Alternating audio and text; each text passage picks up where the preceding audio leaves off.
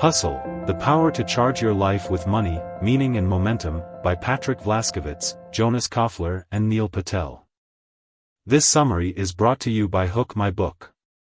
Hustle is a book about how to achieve success in life. It covers topics such as the rigged system we are all operating in, how to take more of the right type of risk, how to clear your own best paths to owning your dreams, and how to be successful by making small, indirect steps. Hustle is divided into 3 parts: heart, head, and habits. Part 1, Heart, covers how society has rigged the system to trap us and how we can overcome this by looking at our talents and limitations. Part 2, Head, covers how to take more of the right type of risk and how to find the heart of your true talents. Part 3, Habits, covers how to become successful by manufacturing random luck, hustle luck, hidden luck, and quirky luck. Each part has helpful tips and examples. Hustle is a book that will help you achieve success in your own life.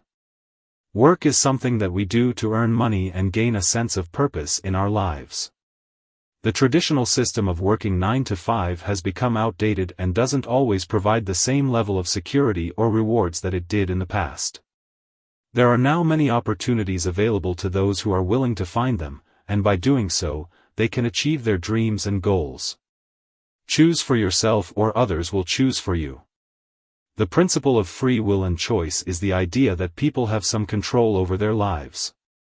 We can choose between different things, such as between McDonald's and Dunkin' Donuts, between watching The Real Housewives of wherever or keeping up with the Kardashians. These choices provide us with the illusion of free will. However, these are only temporary distractions. The real goal is to find our own dream and to do what is truly best for ourselves. When we choose not to choose, we rent our dreams. This means that we take our current choices as given, and we never reach our true potential. To be successful, we need to constantly strive to find our dream home. There are other options out there, and we can make them our own. It's not enough to simply have a dream, you have to actively pursue it. Most people who talk endlessly about dreams but don't do anything about them are effectively choosing not to choose, and they end up with a life they don't recognize. They wonder why they feel so beaten down and defeated, but deep down they know they have another choice. Owning your dreams means being willing to risk failure in order to achieve them. In order to do this, you need to be physically and emotionally committed to your goals.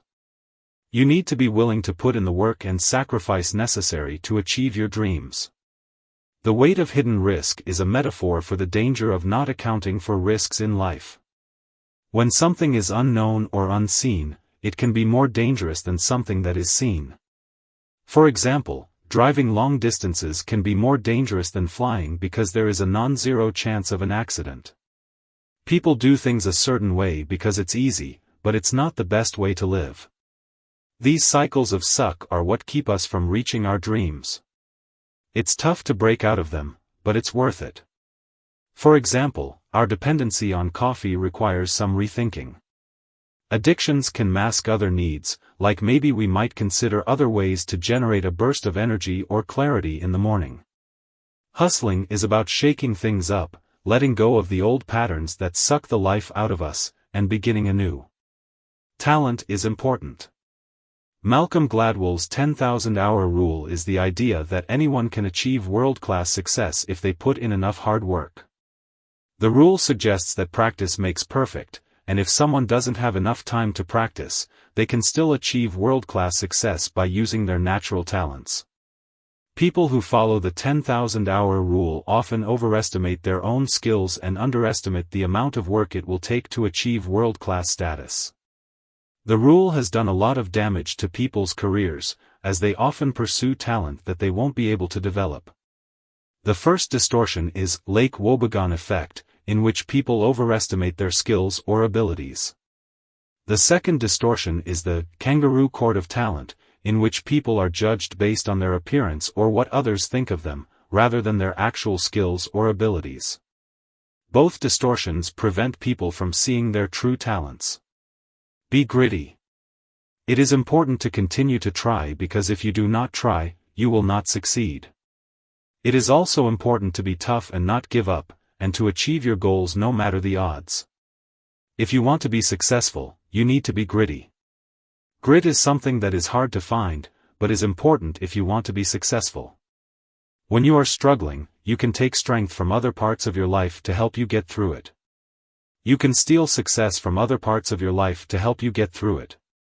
These untapped reservoirs of success you've experienced, what we call proof, could be your family, your network, your hobbies, your honeypots or side hustle projects.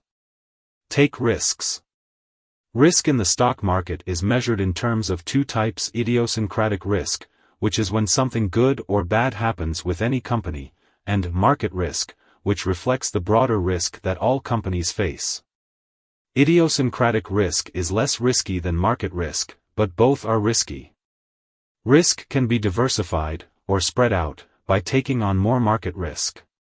When you do this, you're reducing your chance of any one stock going down, but you're also taking on more risk overall. When it comes to risk in our personal lives, we need to be willing to take on the right type of risk in order to develop options. This can be difficult, but it's important because if we don't take on risk, we won't be able to achieve anything. Perfectionism is myth. In general, perfectionism harms your hustle. It can make you less likely to take risks, which can prevent you from achieving success. However, there are ways to overcome this obstacle. First, you should remember that your hustle is about learning and growing, not being perfect. Second, you should keep your focus on the small wins, not the grandiose goals. And finally, you should remember that luck is a part of the equation, and that sometimes you have to take a risk in order to achieve your goals. The author suggests that if you want to reap long-term benefits from pain, you should do something small and slightly annoying every day. The author suggests a daily dose of pain, including doing 10 push-ups or 5 minutes of yoga, complimenting a disliked coworker, going to a movie by yourself on a Friday night, learning one new word every day, and taking a walk around your neighborhood. Laws of hustle. The first unseen law of hustle is that you have to do something that moves you. You have to forget about what is in your head and look to your heart to do something that moves you. That motivation just has to be rooted deep in yourself. Most people have no idea why they do the things they do, and it's not necessary to have a clear sense of purpose in order to take a first step. What is key is to take a first step and to do whatever helps you move forward. The second unseen law of hustle is the idea that when you keep your head up and your eyes open, you can see opportunities that others miss. By seeing the unseen, you can identify unexploited opportunities and be led to more momentum and success.